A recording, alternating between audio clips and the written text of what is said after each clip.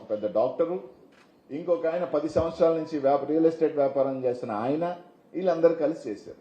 ఇప్పుడు నాకు ఒక డౌట్ ఏంటంటే 23లో మేము డిసెంబర్లోనో ఫిబ్రవరిలోనో ఆగస్టులోనో చెప్తున్నా మేము వ్యాపారం చేసి పెట్టాము, ఇప్పుడు డబ్బులు తీసుకొచ్చి 22లో కొన్నానా అంటే ఇదేమన్నా అరే 23లో డబ్బులు వచ్చినాయి టైం ట్రావెల్ ఆదిత్య 3 సిగ్నల్ ఒక టైం మిషన్ ఎక్కి వెనక్కి వెళ్ళి నేను అప్పుడు కొన్నామా?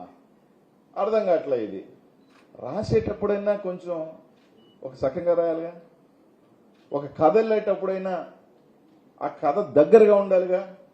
23లో వ్యాపారం చేస్తే 22 ఫిబ్రవరిలో కొనటం ఏంటి? అసలు ఎంత విడ్డూరంగా ఉంది. రెండోది, ఒకసారి ఆ వీడియో ప్లే చేయండి అబ్బా. నేను 23 అక్టోబర్ 2023 చాలా మందికి తెలుసో లేదో నేను పెట్టాను ప్రెస్ మీట్. ఏమని? ఈ విధంగా కొంతమంది తెలుగుదేశం వాళ్ళకి సంబంధించిన వాళ్ళు ఇల్లీగల్ చేస్తున్నారని 23వ తారీఖున 23 అక్టోబర్ నేను పెడితే 23 ఆగస్టు నుంచి నేను చేస్తున్నానని చెప్తారు వీళ్ళు. ఫ్యాక్ట్స్ తెలియకపోతే కనుక్కోండి. లేదు తుమ్మల తరపుల ఆ ప్రాంతానికి వెళ్ళండి. ఆ ప్రాంతంలో గుడి ఎవరు కడతానన్నారు? ఆ గ్రామానికి ఆ జయలక్ష్మి మైన్ ఉన్న దగ్గర రోడ్డు ఎవరు వేస్తానన్నారు? లారీలు తోలుతుంటే అర్ధరాత్రి ఒక అతను లారీలకు అడ్డంగా పడుకుంటే 100కి ఫోన్ చేసి ఆపిన వ్యక్తి ఎవరు? అనిల్ కుమార్ యాదవ్. కాదా? ఎన్ని రికార్డ్స్ లో ఉన్నాయి, ఎన్ని రికార్డ్స్ లో లేని కాదు. నేను 23 ఇంకోటి ఇసుకంట. ఇసుక గత 5 సంవత్సరాలలో మన గవర్నమెంట్ లో అన్ని టెండర్ బేస్డ్, స్టేట్ లో ఒక టెండర్ పిలిచి ఒక ఏజెన్సీకి అప్పచెప్పడం జరిగింది. ఒక ఏజెన్సీ నడుపుతుంటే నేను నెల్లూరు నగరంలో ఎమ్మెల్యే అయితే గూడూరులో ఇసుక చేశానంట. అసలు ఏదైనా ఆశ్చర్యమా? ఒకవేళ నెల్లూరు నగరం పట్టణంలో కోవూరులో చేశానంటే అర్థం ఉంది, నేను పోయి అంటే గూడూరులో ఇసుక చేశానంట. అసలు ఇంతకన్నా ఒక కథ అల్లటంలో ఇదే పత్రికలు ఛానల్ ఆ రోజు ఏం చేసినాయి? నాకు గోవర్ధన్ రెడ్డికి పడదు, నాకు గోవర్ధన్ రెడ్డికి సెట్ కాదు, ఈ రెడ్డి గారులందరూ అనిల్ కుమార్ యాదవ్కి వ్యతిరేకం, అనిల్ కుమార్ యాదవ్ రెడ్డి గారికి వ్యతిరేకం అని ప్రచారం చేసి ఈ మధ్య ఒక వార్త రాశారు. బయట పడదంట, లోపల ఒకటంట. అనిల్ కుమార్ యాదవ్ ఎప్పుడు ఆ రాజకీయం చేయలే. ఎంత పెద్దోళ్ళైనా సరే గొడవ అంటే గొడవే, యుద్ధం అంటే యుద్ధంలాగే ఉన్నాయి. కాబట్టే నాకు చాలా మందితో చిన్న దగ్గర కూడా ఏంటంటే నా మనస్తత్వానికి పొద్దున అరుచుకొని రాత్రింటికి పోయి మాట్లాడుకునే మనస్తత్వం నాది కాదు. కాబట్టే చాలా మంది కొంతమంది చెవులు కోరికి ఈ రోజు నేను ఈ పరిస్థితి దాన్ని తీసుకువచ్చి రుద్దటం. సరే, చెన్నైలో ఆస్తులు కొన్నాడు, హైదరాబాద్లో ఆస్తులు కొన్నాడు, ఆఫ్రికాలో పెట్టుబడులు పెట్టాడు అని రాశారు. సరే, నేను ఒకటి, ఇదే ఛానల్ వాళ్ళందరూ కూడా, లేకపోతే ఈ నాయకులు కానీ సోపాస్ట్ ఎవరైతే ఉన్నారో వాళ్ళందరూ కూడా ఈ ఆస్తులు నాయే, 1,000 కోట్ల ఆస్తి ఉందని, గూడూరులో ఉందని, చెన్నైలో ఉందని, బెంగళూరులో ఉందని, ఆఫ్రికాలో ఉన్నాయని, వ్యాపారాలు ఉన్నాయని చెప్తున్నారు కదా. వాళ్ళందరికీ ఈ పత్రికా విలేకరులు మీ ద్వారా నేను చంద్రబాబు నాయుడు గారికి అడుగుతా ఉన్నా, లేఖ కూడా రాస్తా కావాలంటే. 2028 సెప్టెంబర్లో నేను నా రాజకీయ ప్రవేశం, ఈ గంటకి నేను ఇక్కడ కూర్చొని మాట్లాడుతున్న టైంకి నేను చెప్పేది 2024 గవర్నమెంట్ దిగిపోయిన టైంకి నేను కూడా మాట్లాడలా. ఈ గంటకి నేను మాట్లాడే ఈ క్షణానికి మీరందరూ నమ్ముతున్నారు కాబట్టి, ప్రజలను నమ్మించే ఒక కార్యక్రమం చేస్తున్నారు కాబట్టి, మీ పోలీసుల చేతనో, మీ ఎస్ఐల చేతనో, డిఎస్పీల చేతనో మీరు రాయించేది కాదు. ఒక సిట్టింగ్ జడ్జి ద్వారా నేను 2028లో వచ్చిన రాజకీయానికి ఈ రోజుకి నా ఆస్తుల్లో నేను సంపాదించిన ఆస్తులు ఆ రోజుకి ఈ రోజుకి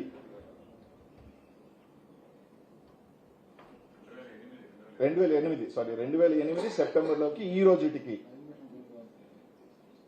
నా ప్రాపర్టీస్లో నేను అమ్మిన వాల్యుయేషన్ ప్రాపర్టీస్ ఈ రోజుకి రూపాయి పెరుగున్నా, 1 రూపీ పెరుగున్నా, మీరు చెప్తున్న అనిల్ కుమార్ యాదవ్ కావచ్చు, నా కుటుంబ సభ్యుల మీద కావచ్చు, మీరు చెప్పిన నా 5-6 మంది బినామీల పేరు మీద కావచ్చు, ఎవరి పేరు మీద ఉన్నా కూడా ఎంక్వైరీ చేయండి. మీరు అంటున్న 1000 కోట్లుంటే 950 కోట్ల అమరావతి డెవలప్మెంట్కి తీసుకోండి. అతి పెద్ద ఫండ్ నేను ఇచ్చినోడిని అవుతా. ఒక 50 వరకు నాకు ఇంది దాంట్లో. అది కూడా మీ దయ ఉంటే 1000 కూడా కాబట్టి తీసుకోండి, ఇబ్బంది ఏం లేదు నాకు. ఒకవేళ ఏమన్నా కనికరం వరే లేదు రైడ్ దగ్గర అనుకుని అనిపిస్తే ఒక 50 కోట్ల వరకు ఇండాయా, నాకు ఖర్చులు ఎక్కువ ఉన్నాయా, వేయించండి. ఈ రాష్ట్రంలో ఒక పాలసీ తీసుకొద్దాం. నాకు చాలా మంది రాజకీయాలలో ఉన్నప్పుడు సహాయం చేయకుండా ఉండరు, సహాయం చేసుంటారు, చేశారు కూడా. కానీ రాజకీయాలలో ఉన్నప్పుడు మన దగ్గరికి చాలా మంది సహాయానికి వస్తారు. నేను ఆస్తులు కూడా కట్టుకోలే. నాకు ఎవరైనా 10 మంది సాయం చేస్తుంటే నా కిందున్న వాళ్ళకో ప్రజలకో సాయం చేశానే తప్ప, నేను నా కుటుంబ సభ్యులు నా బిడ్డలు బాగుండాలా అని చెప్పి నేను ఎక్కడ మీరు చెప్పినట్టు చెన్నైలోను 50 కోట్ల ఇల్లులో, లేకపోతే ఆఫ్రికాలో పెద్ద పెద్ద మైన్లో, లేకపోతే పెద్ద బిల్డింగ్ కాంప్లెక్స్ నేను కట్ల. ఈ రోజుది కూడా నేను చెప్తున్నాను కదా, రైట్, నాకు ఈరోజు పవర్ లేదు, నేను ఎమ్మెల్యేని కాదు. ఒక సిట్టింగ్ జడ్జిని వేసి అనిల్ కుమార్ యాదవ్ ఆ రోజుకి ఈ రోజుకి ఆ రోజున్న ఆస్తులు ఇస్కాన్ సిటీలో ఉన్న పొలాల వాల్యుయేషన్ ఈ రోజు ఎంత, ఈ రోజు ఆయనకు ఆస్తులు ఎంత కొన్నాడు, ఆయనే కాదు మీరు చెప్తున్న ఆయనకున్న 5 మంది ఏదైతే పేర్లు వేస్తున్నారో వాళ్ళ పేర్ల మీద ఆస్తులు కానీ ఎంక్వైరీ చేయండి. ప్రజలకు కూడా తెలియనండి. అనిల్ ఆస్తులు కూడగొట్టుకున్న ఒక అవినీతి పరుడు, 1000 కోట్ల ఆస్తి కూడగొట్టుకున్నాడు తెలియనండి, చెప్పండి, పర్లేదు. మీకే రాసిస్తానని చెప్తున్నాను, అమరావతికి పెద్ద ఫండ్ నాది అవుద్దని. రాజకీయాల్లో చాలా మంది చాలా అవసరాలకి సాయం చేస్తారు. ఈరోజు నేను 7 సంవత్సరాల పాటు దాదాపు 200 మందికి 2000 చొప్పున పెన్షన్ ఇచ్చినా నేను ఏ రోజు చెప్పుకోవాలి. ఎందుకంటే ఈ చేతితో సాయం చేసింది ఈ చేతికి తెలియకూడదు అనుకునే మనస్తత్వం నాది. ఇంత మాట్లాడుతూ ఉన్నారు. ఈ రోజు కూడా నెల్లూరు నగరంలో తెలుగుదేశం భార్యాభర్తలు నా నాశనం కోరుతూ మాట్లాడుతుంటారు. అదే వాళ్ళ కూతురు పెళ్లికి నా గడప తొక్కి, ఆ రోజు కూడా తెలుగుదేశంలోనే ఉన్నారు వాళ్ళు, నా గడప తొక్కి నా బిడ్డకి సాయం చేయమంటే 10 లక్షలు సాయం చేసినోడిని నేను. ఈ జిల్లాలో ఎవరైనా చేయగలుగుతారా? నా నియోజకవర్గంలో నా మైనారిటీ సోదరులు అందరూ వచ్చి పలానా అతనికి సాయం చేయొద్దు అని చెప్తే, తన బిడ్డకి 3 రోజుల్లో లండన్ లో 12 లక్షల ఫీజు కట్టాలి సాయం చేయమని నన్ను అడిగితే, అతను కూడా నా గురించి మంచిగా మాట్లాడేదానికన్నా కూడా రోడ్డుకి నా గురించి మాట్లాడుతున్నాను. 3 రోజుల్లో లండన్ లో నా ఫ్రెండ్కి ఫోన్ చేసి ఆ ఫీజు కట్టమని చెప్పి అతను ఎలా ఉన్నా కానీ బిడ్డ జీవితాన్ని మనకి ఎందుకని చెప్పి కట్టిన వాడిని నేను. ఈ విధంగా నా ఏ రోజు నేను ఇవన్నీ వచ్చి ₹1,00,000 ఇస్తే పేపర్లోనో టీవీల్లోనో ఫోటోలు వేసుకొని అపరదానకరణలు అని చెప్పుకుంటున్న రోజుల్లో కూడా నేను ఎప్పుడు నేను చేసిన సాయం నేను చెప్పుకోను కూడా. ఎందుకంటే మంచి అయినా చెడైనా దేవుళ్ళు లెక్కలేస్తాడు కాబట్టి. ఆ విధంగా నాకు చాలా మంది సాయం చేసి ఉంటారు. దాన్ని నేను 10 మందికి నాకు తోచింది సాయం చేశాను. నేను ఆస్తులు కూడగట్టుకున్నానా లేదా తేల్చండి. అంతేగాని నోటికొస్తే ఆఫ్రికాలో ఉన్నాయి, పదా ఆఫ్రికాలో చూడని ఎతకండి. ఎస్, నేను ఎలక్షన్ అయిన తర్వాత నేను వెళ్ళిన మాట వాస్తవం, తిరిగిన మాట వాస్తవం. ఏదో ఒకటి ట్రేడింగ్ గీటింగ్ చేసుకుందాం, బండి నడవాలి కదా అని అంటే తప్పలేదు కదా. పెట్టుబడులే నేను పెట్టలా, అది కూడా తప్ప. ఖాళీగా ఉన్నా, ఓడిపోయి ఉన్నా, నేనే జగన్మోహన్ దగ్గరికి వెళ్ళి టైం అడిగాను. నాకు 2-3 సంవత్సరాలు టైం ఏంటన్నా, నేను మళ్ళీ నిలదొక్కోవాలంటే అని చెప్పి అడిగాను. దానికి అయిపోయిందని మాట్లాడారు. సరే, అయిపోయిందో లేదో ఆయనకి నాకు తెలుసు అనుకోండి.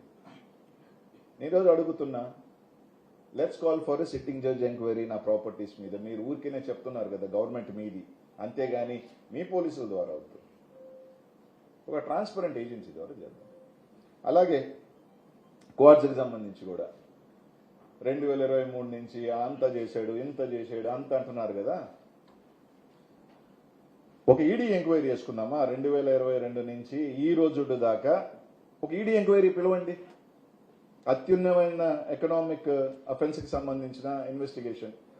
ఎవరు ఎత్తారు, ఏ మైన్లో నుంచి మెటీరియల్ ఎత్తారు, ఏ మైన్స్లో బ్లాస్టింగ్ జరిగింది, ఏ మైన్స్లో నుంచి ఎక్స్పోర్ట్ వెళ్ళింది, ఎవరికి ఇచ్చారు అన్నది ఈ రోజు దాకా ఎంక్వైరీ చేద్దాం రండి.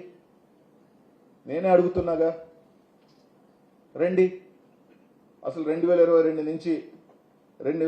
నుంచి ఈ గంట దాకా, ఈ రోజు దాకా దాన్ని కూడా మీరు చెప్తున్నారు కదా తొందరలోనే. మీరెవరైతే నాకు శ్రీకాంత్ రెడ్డి కలిసి చేశాం కాల్స్ అని చెప్తున్నారో అదే వ్యక్తి ద్వారా ఖచ్చితంగా ఈడీ కోర్టులోనే పిటిషన్ ఇస్తాను ఎంక్వైరీ చేయమని. నేను శ్రీకాంత్ రెడ్డి కలిసి చేస్తుంటే, నా బినామీలు వేస్తుంటే మేము ఇవ్వాల్సిన అవసరం లేదు కదా, మేము చేయాల్సిన అవసరం లేదు కదా, తప్పకుండా చేస్తాను. ఎవరో ఒకరిని పిలుచుకురావటం, వేయటం, మీరు కాలే రైట్ అరెస్ట్ చేస్తారు. ఒక 30 రోజులు, 60 రోజులు, 90, 120 ఉంటా. మీరు పెట్టేసినంత మాత్రాన నాకేదో కొంతమంది సునకానందం పొందొచ్చు, కొంతమంది ఆనందపడవచ్చు, బురద చల్లొచ్చు. ఈరోజు ఓపెన్గా ఇంతకన్నా ట్రాన్స్పరెంట్గా ఈరోజు నాకు పవర్